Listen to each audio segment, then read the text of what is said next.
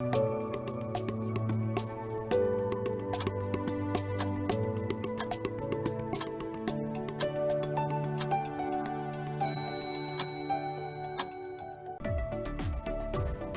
and welcome to Indus News live from Islamabad.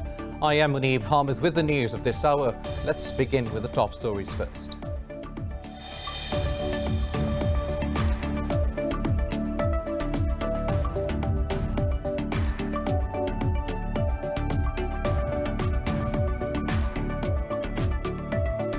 The global number of COVID-19 cases has crossed 13 million with more than 573,000 deaths. Brazil has reported 733 new fatalities, taking the toll to nearly 73,000. In the United States, more than 60,000 tested positive overnight, with a total of 3.3 million cases and over 135,000 deaths.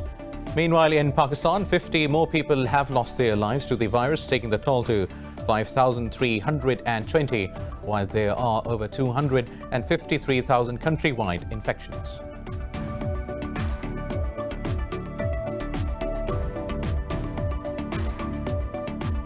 Iran has reportedly dropped India from the Chabahar rail project, citing delay in funding from the Indian side. Officials say Iran will proceed without India's assistance to construct the rail line from the Chabahar port to Zahedan along the border with Afghanistan. The development comes as China finalizes a $400 billion deal with Iran, which could overshadow India's plans.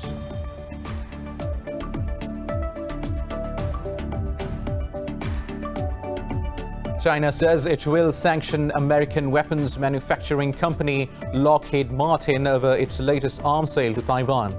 In a statement, Foreign Ministry spokesperson Zhao Lijian said Beijing took the decision to safeguard its national interests.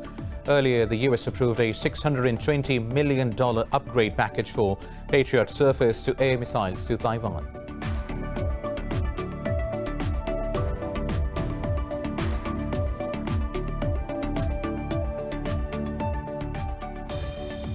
The US says the Taliban and Kabul administration have made progress on logistics for the intra-Afghan talks, but not on counter-terrorism. Special Representative for Afghanistan, Zalmay Khalilzad, said he will press to expedite the prisoner release and other commitments under the Doha deal.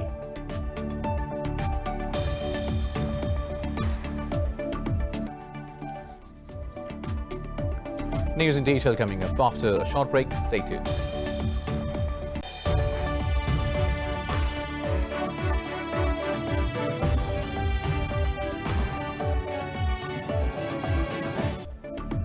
Welcome back. We start our news bulletin from the COVID-19 pandemic as the global number of infections has crossed 13 million with more than 573,000 deaths. Brazil has reported 733 new fatalities, taking the toll to nearly 73,000. In the United States, more than 60,000 people tested positive overnight, with a total of 3.3 million cases and over 135,000 deaths. This report has details. Governments around the world are in a fix to open economies or reimpose restrictions as a powerful second wave of COVID-19 infects tens of thousands every day. In the virus epicenter Latin America, Mexico reported more than 4,500 new cases and close to 500 daily deaths. In the US, the most populous state of California has imposed restrictions on businesses and public spaces. Florida has followed suit amid surging cases in defiance of President Donald Trump's push for opening up. But the state stopped short of making face masks mandatory. The message is please follow the rules, maintain social distancing, wash your hands, don't touch your face with your hands, and if we all do that, then we can drive this contagion level down, we can stop the rise in the number of people going to the hospital, and then we can get back to normal much faster. 2 lawmakers in Madagascar have died after contracting COVID-19. The British government is making it mandatory to wear masks when they go into a shop from July 24th. The World Health Organization has warned that the pandemic will worsen if countries fail to take more decisive action. Let me be blunt. Too many countries are headed in the wrong direction. The virus remains public enemy number 1. But the actions of many governments and people do not reflect of this. The only aim of the virus is to find people to infect. In Asia, Malaysia and Singapore are set to ease border restrictions between the two countries to support essential businesses and official traffic. Meanwhile, Hong Kong's Disneyland is closing its gates again, less than 1 month after it reopened. South Korea's new virus cases have fallen back to below 40, while China has reported only 3 cases of coronavirus with no new infections in the capital, Beijing, for 8 straight days. Meanwhile, in Pakistan, the death toll from COVID-19 has surpassed 5,300, with 50 more fatalities in the past 24 hours. The Health Ministry says nearly 2,000 cases were reported overnight, with the tally crossing 253,000. Officials said more than 8,700 people recovered from the virus in the past day, with a total over 170,000. The ministry said there are more than 77,000 active cases in the country. It said the province of Sindh reported the most new infections with 1,089 cases. Punjab province reported 449 more infections, while the capital, Islamabad, registered 94 new cases. Meanwhile, Iran has reportedly dropped India from the Chabahar rail project, citing delay in funding from the Indian side. Officials say Iran will proceed without India's assistance to construct the rail line from the Chabahar port to the Zahedan along the border with Afghanistan. 4 years ago, the Indian government inked a deal with Iran to build the 628-kilometer long rail line. But now Tehran has said it will use approximately $400 million from the Iranian National Development Fund. This comes as China finalizes a massive $400 billion deal with Iran, which could overshadow India's plans. The partnership will include Chinese involvement in Chabahar's duty-free zone, an oil refinery nearby, and possibly a larger role in the port as well. Opposition parties in India have called it a big loss for the country and questioned Prime Minister Modi's policies.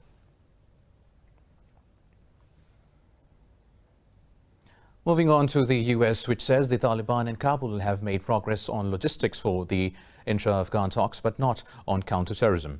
Special Representative for Afghanistan Zalmay Khalilzad said he will press to expedite the prisoner release and other commitments under the Doha deal. Khalilzad said the US has carried out the first phase of its commitments under the deal by reducing forces and departing 5 bases. He said NATO troops have also come down in proportional numbers. Khalilzad condemned the attack at a government compound, saying it contradicts commitments by the Taliban. The envoy said such acts will strengthen those who oppose peace and play into the hands of spoilers.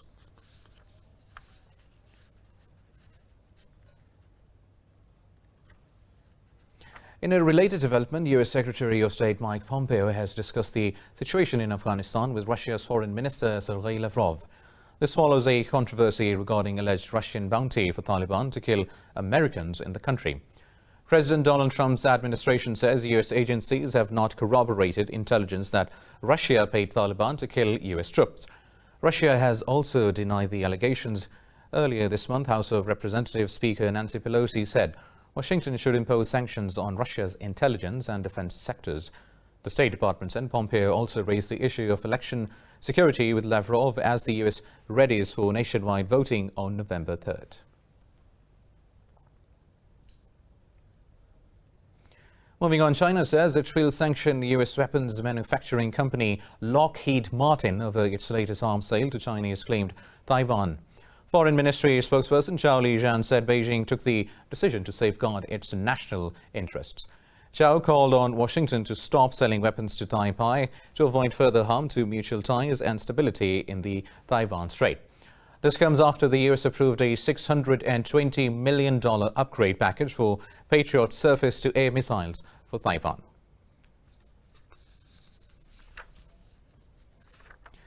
Meanwhile, Beijing says Washington's rejection of its maritime claims in the South China Sea is completely unjustified. Beijing's embassy in the U.S. accused Washington of inciting confrontation in the region under the false pretext of preserving stability. Earlier, in an unprecedented move, the U.S. rejected nearly all of Beijing's territorial claims in the area. U.S. Secretary of State Mike Pompeo said the world will not allow China to treat the energy-rich waters as its maritime empire. Pompeo said the U.S. will stand with its Southeast Asian allies and protect their sovereign rights to offshore resources consistent with international law. Meanwhile, Japan has also accused Beijing of trying to alter the status quo in the East and the South China Sea under the cover of COVID-19 pandemic. United Nations Secretary-General Antonio Guterres has called on Armenia and Azerbaijan to immediately stop fighting. This comes after 4 Azeri soldiers were killed as troops from the two countries clashed on their border in a new escalation. Guterres spokesperson Stephanie Dujarric said the UN chief has asked both sides to refrain from provocative rhetoric. Earlier, Azerbaijan's defense ministry said Armenian army units tried to attack its positions at the Tovuz section of the border with the use of artillery systems. While Armenia's defense ministry alleged the border situation aggravated after Azerbaijan's attempted attack. Both countries are fighting over the highland region of Nagorno-Karabakh, a disputed territory since the breakup of the Soviet Union. Now, Jordan says Israel's plans to annex the occupied West Bank will dim hopes for a final settlement of the Arab-Israeli conflict. King Abdullah said the only path to lasting peace in the Middle East was the establishment of an independent Palestinian state. A palace statement said the king condemned any unilateral Israeli measures to annex lands in the West Bank. He warned annexation will fuel instability in the region. Jordan has led a diplomatic campaign along with many European countries that oppose Israel's seizure plans. In recent months, King Abdullah warned that Israeli policies along with so-called US peace plan devastate Israeli-Jordanian relations. Now, in Lebanon, 14 rights organizations have accused the government of using repression and intimidation to crack down on dissent. The Coalition to Defend Freedom of Expression in Lebanon is comprised of international and domestic watchdogs, including Amnesty International and Human Rights Watch. The Coalition to Defend Freedom of Expression in Lebanon said more than 3,500 were interrogated on charges of defamation over the past 4 years. That is an average of about 2 people questioned per day by just one of the country's main 4 security agencies. The Cybercrimes Bureau, the Lebanese Army, General Security and State Security also regularly interrogate and detain activists. New arrests spiked since October 2019 when the country witnessed its biggest ever mass protests. Sudan has declared a state of emergency in the conflict-ridden western region of Darfur after escalating violence and unrest in 2 towns. The African Union UN mission in Darfur said it sent a team to Khartoum town following the reported burning of a police station by a mob. Eyewitnesses say an unidentified militia attacked a sit in the Fatah Bano village on Monday, killing more than a dozen people. A day earlier, security forces violently broke up another protest camp in the region. The demonstrators called for better security conditions and an end to attacks by government-sanctioned armed groups. State governor positions are held in Sudan by military officers despite the toppling of autocrat Omar al-Bashir in April.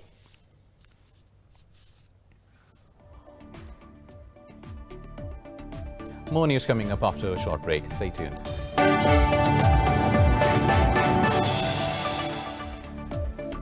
Welcome back. Now, in the United States, 17 states and more than 200 universities are taking legal action against the Trump administration's new restrictions on international students.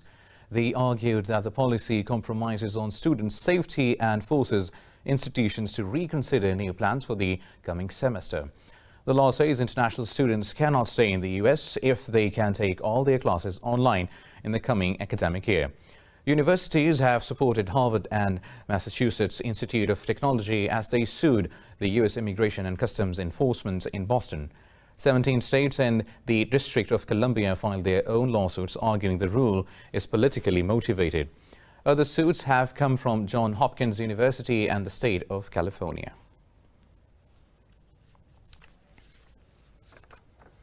The U.S. Supreme Court has given the go-ahead to the first federal executions in 17 years. The top court overturned a lower court order delaying execution of Daniel Lewis Lee after legal challenges to lethal injection. The Supreme Court said plaintiffs had failed to justify an unusual last-minute intervention by the federal court.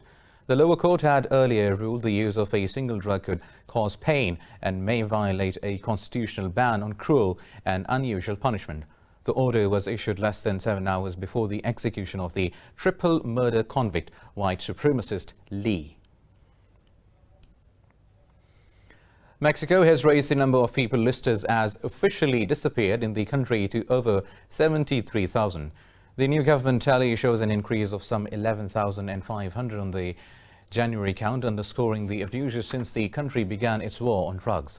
A quarter of the missing are women, and the tally includes over 12,000 children, most of them girls. Authorities say they disappeared mostly suffered crimes from kidnapping and homicide, while some were likely victims of sex trafficking and forced labor. The government said authorities and civil society have discovered over 6,600 bodies from mass graves since December 2006. Activists say Mexicans have disappeared at the hands of organized crimes and the government, with the line between both entities often blurred. In France, the government has agreed to give a pay raise worth $9 billion to health workers as it hailed their role in fighting COVID-19. The government signed a deal with the trade unions after 7 weeks of fraught negotiations. Under the deal, the monthly pay of health workers will rise by some $207 on average. At the signing ceremony, France's new Prime Minister Jean Castex said it is recognition of the frontline soldiers as the fight against COVID-19.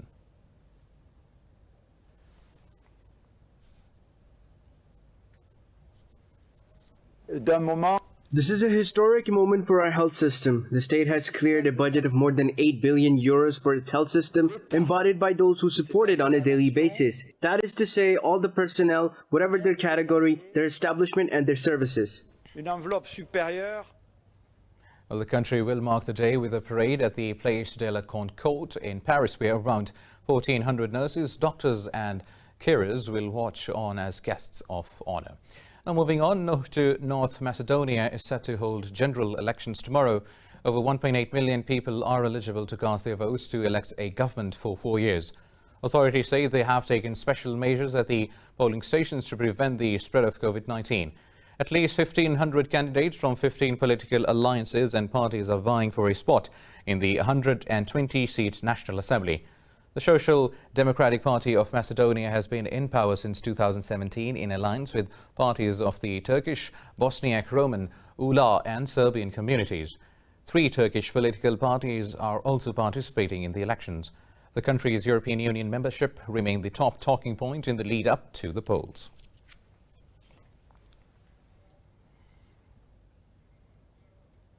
The United Nations says Pakistan has achieved the UN Sustainable Development Goal for protecting the environment and holding off climate change.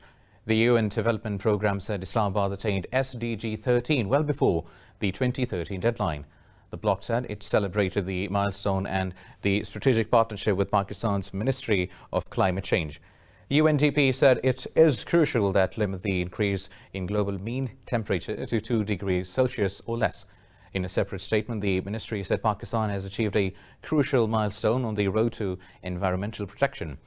The UN Sustainable Development Goals were adopted to address risks across economic, social and environmental domains.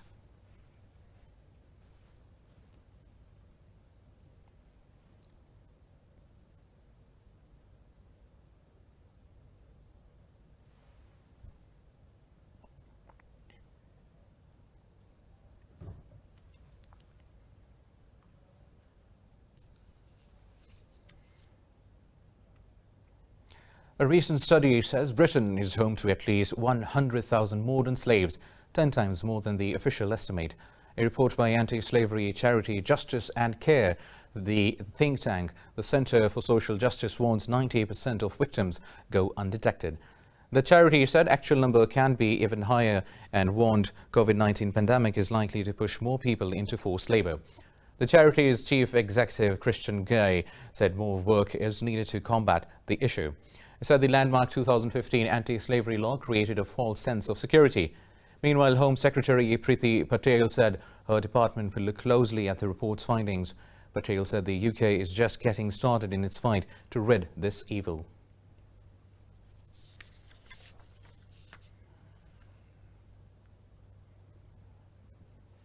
Glamour, glitz and engineering masterclasses are on the show at the Bangkok International Motor Show, which opened today. The 12-day event will feature displays and demonstrations by major automakers. The event showcases thousands of vehicles from 35 car brands and 16 motorcycle manufacturers. The motor show will feature the Asia premiere of the much-talked-about limited edition Aston Martin Valkyrie. Organizers say the event is being with all necessary precautions amid the COVID-19 pandemic. Thailand has reported no domestic transmission in more than a month.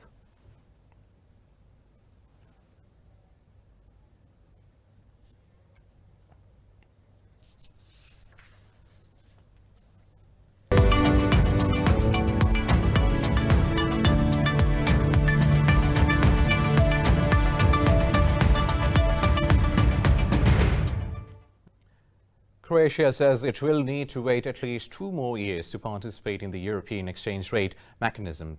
This was announced at the 6th session of the National Council for Introduction of Euro in the capital Zagreb.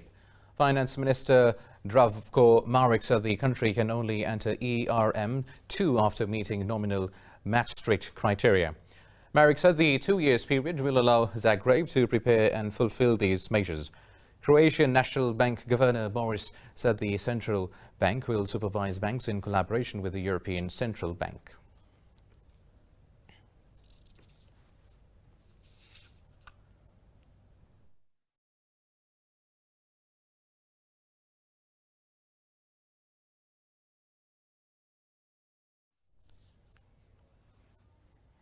European stock markets are trading lower as the worldwide spike in COVID-19 cases starts to weigh on market sentiment. Hopes of revival of economic activity have dampened over speculations that lockdowns will be extended due to the virus resurgence. CAC 40 in Paris is trading over 1.5% lower, while Frankfurt's DAX has lost nearly 1.5%. London's FTSE 100 is trading 0.5% lower. In Asia, Hong Kong's Hang Seng led the losses, closing over 1% lower. Japan's Nikkei 225 and China's Shanghai Composite edged lower by nearly 1%.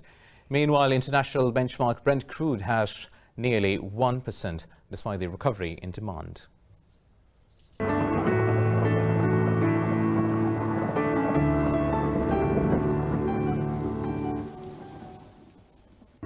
And now let's have a look at the weather updates across the globe.